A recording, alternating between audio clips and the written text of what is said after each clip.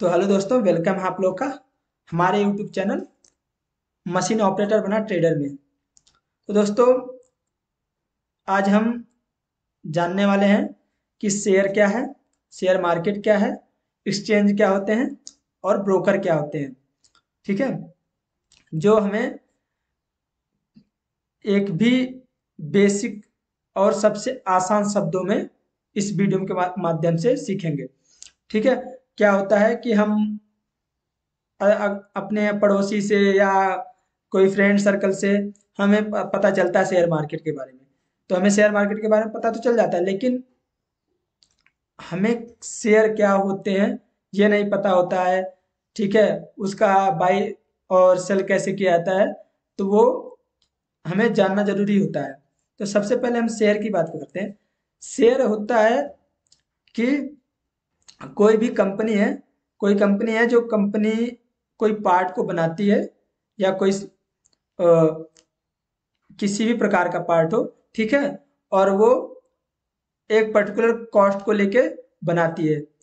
ठीक है, तो उसमें क्या होता है, कुछ कॉस्ट कम होते हैं या कोई वो नई कंपनी खोलती है। मान लीजिए एक कंपनी है, दूसरी कंपनी खोलना चाहती है, तो क्या है, उसके पास अगर पैसे कम होते हैं, तो पैसे कम होते हैं तो वो क्या करती है, कुछ पैसा एकत्रित करना चाहती है। ठीक है, जिससे क्या वो बिजनेस को ओपन कर सके, जो दूसरा वाला बिजनेस है या प्रेजेंट वाले जो बिजनेस है उसमें कुछ पार्ट्स हैं जो बनाने में उसको टाइम लग रहा है और पैसे लग रहे हैं। तो क्या कर रहा है कि वो पैसे आपके पास मांगेगी। ठीक है, जो इन्वेस्टर होते हैं उनके पास मांगेगी। तो मांगने के लिए क्या, कैसे मांगेगी, मांगेगी क्या, वो आईपीओ लाएगी। ठीक है, आईपीओ लाएगी।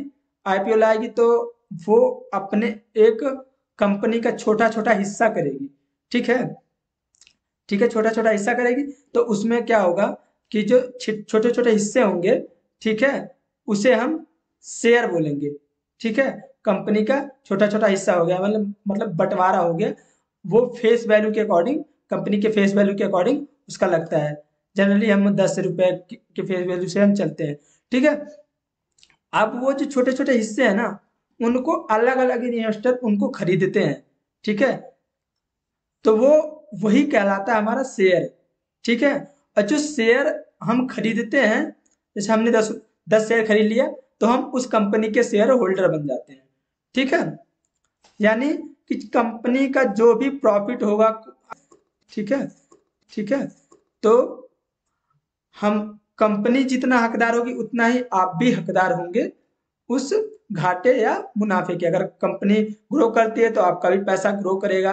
ठीक है, अगर ग्रो नहीं करेगी, ठीक है, तो आपका भी पैसा ग्रो नहीं करेगा।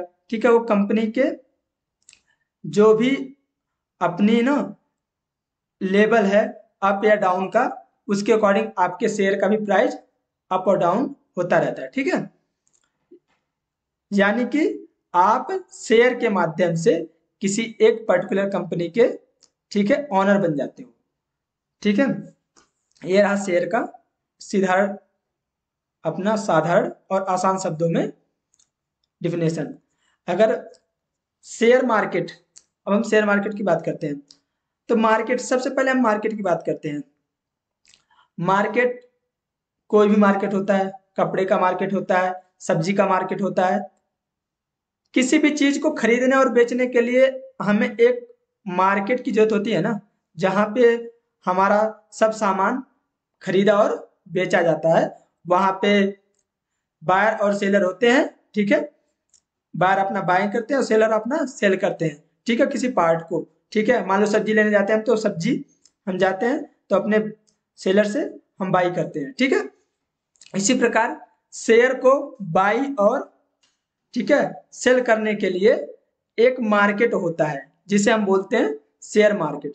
ठीक है, इसमें क्या कर होता है कि जो भी कंपनियां होती है ना, वो इस मार्केट में लिस्ट होती हैं। ठीक है, इस मार्केट में लिस्ट होती हैं।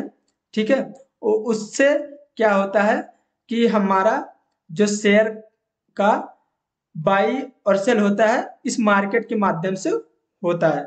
ठीक है, जैसा कि डिफिनेशन है, बाजार का मतलब होता है कि एक ऐसी जगह जहां पर चीजों को खरीद और बिक्री की जाती है। ठीक इसी प्रकार शेयर मार्केट एक ऐसी जगह है जहां पर बहुत सारी कंपनियां लिस्टेड होती हैं और वो सभी कंपनीज कुछ शेयरों जारी करती हैं अलग अलग प्राइस पर। ठीक है, अलग अलग प्राइस पे शेयर को जारी किया जाता है। ठीक है, और फिर उन लोगों को उनके शेयर को खरीदते हैं।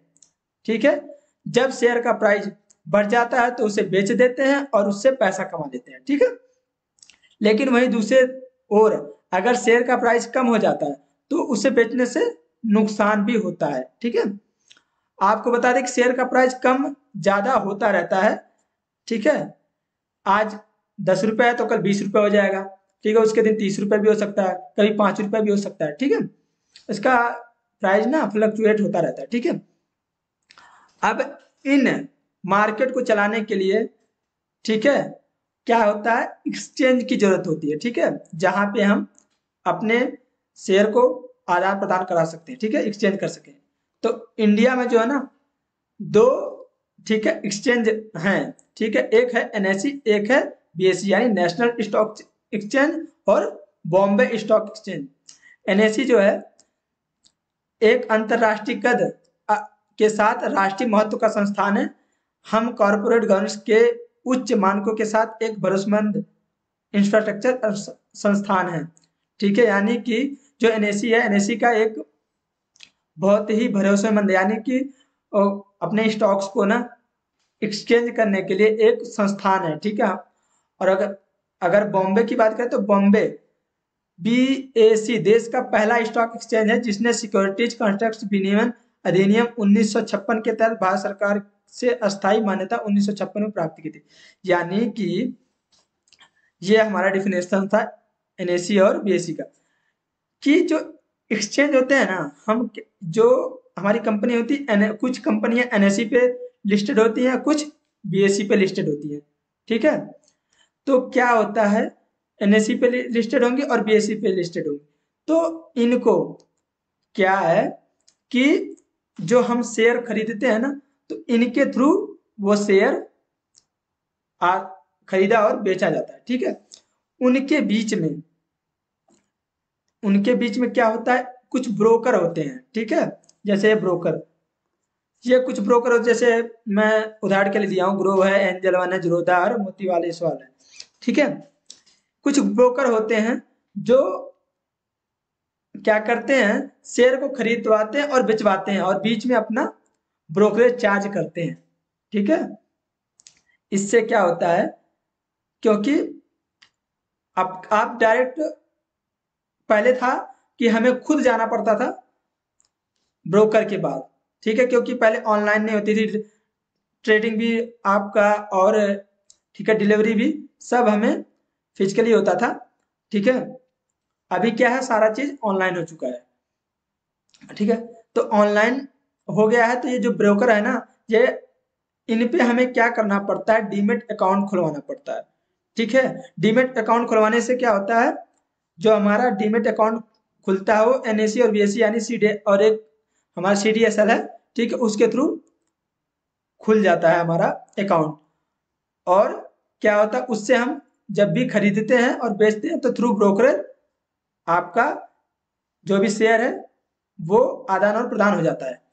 ठीक है, तो अगर आपको ये शेयर मार्केट में इन्वेस्टमेंट करना है तो आपको एक सेविंग अकाउंट होना चाहिए, डीमेट अकाउंट होना चाहिए।